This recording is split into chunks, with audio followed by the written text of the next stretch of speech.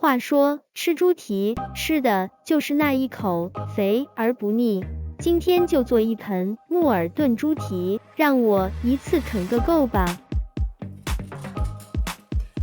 先把猪蹄切成几段，这样能让它更加容易入味。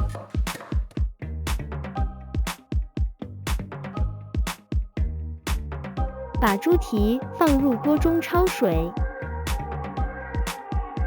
煮开以后，捞出来再清洗一下。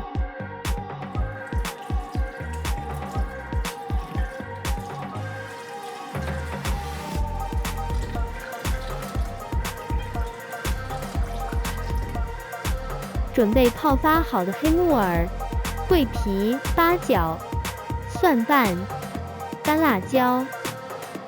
把猪蹄下入热油锅，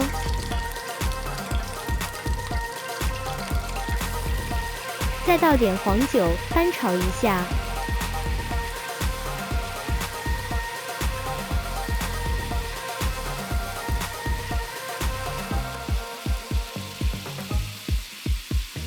加入八角、桂皮、蒜瓣，翻炒到蒜香味出来。加入大约10克的白糖和30克的红糖，加大约50毫升的生抽，15毫升的老抽，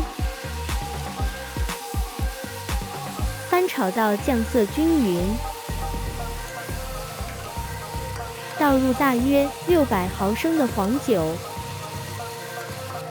放干辣椒。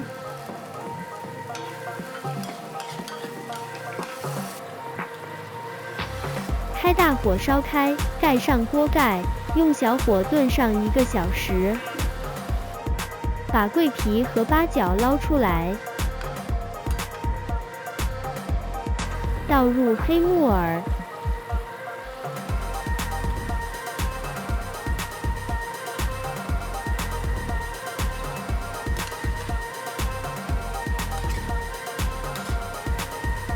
加点适量的开水。继续小火焖1个小时，撒点青蒜，焖一下下就可以出锅了哦。